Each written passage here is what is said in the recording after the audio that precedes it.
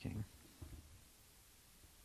Mike, since the passage of NAFTA, our U.S. economy has gone downhill. Only large corporations have benefited, but it has been disastrous for workers on both sides of the borders. We have more immigrants than ever before. Normally, questions do not have a statement, but it's here, so I'm reading them. Your opinion of NAFTA?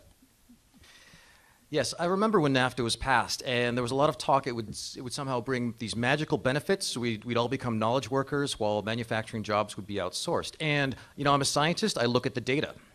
And the data has said that these trade agreements have been a terrible idea. They have been destructive to wages and jobs, union jobs on this side of the border, working standards on the other side of the border. We need corporations to pay a living wage on both sides of the border. Otherwise, we suffer enormous migration pressures here.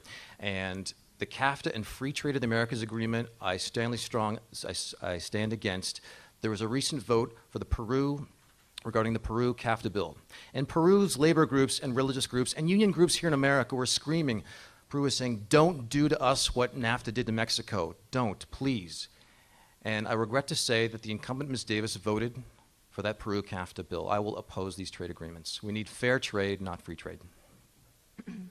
Susan? It's a high priority of me to seek labor and environmental protections in our trade bill.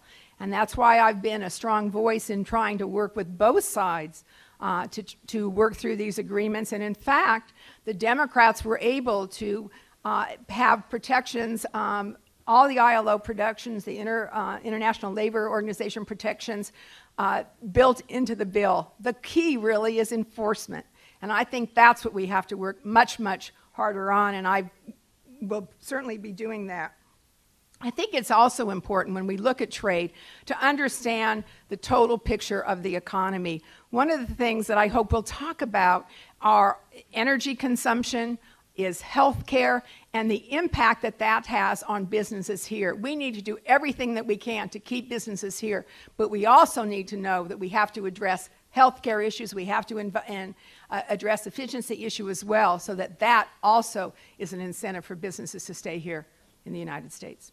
Okay, Susan, what should the federal government be doing to help the veterans who have been injured in Iraq and Afghanistan? Well, there are many things that the veterans need, and that we have to be certain that we keep our promise to them.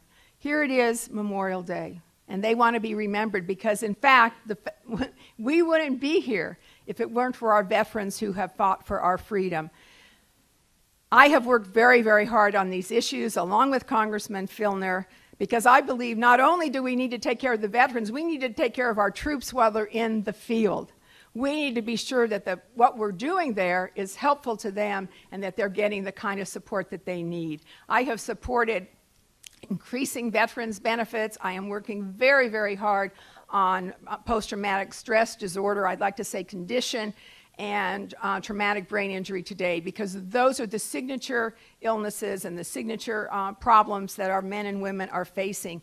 And those are the ones that we have to be sure that we provide the support there for them that they need. This administration has not done that, and Democrats have stepped in repeatedly to be sure that that funding was there, and I will continue to do that. I go out to veterans groups Susan, all the time and know them all. Susan, that stop means Thank stop. You. Thank I got you. it. Thank you. Mike? Yes. This Iraq occupation started in March 2003, remember, mission accomplished.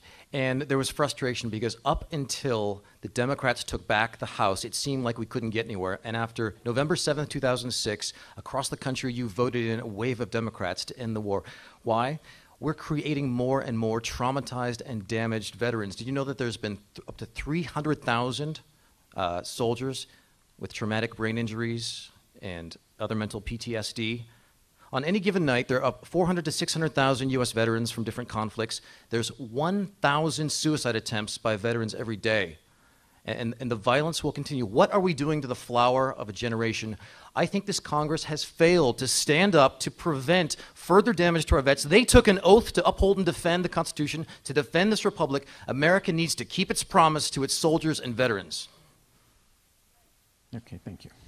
Mike, what 3 local San Diego projects or issues would you make a priority in the next 2 years?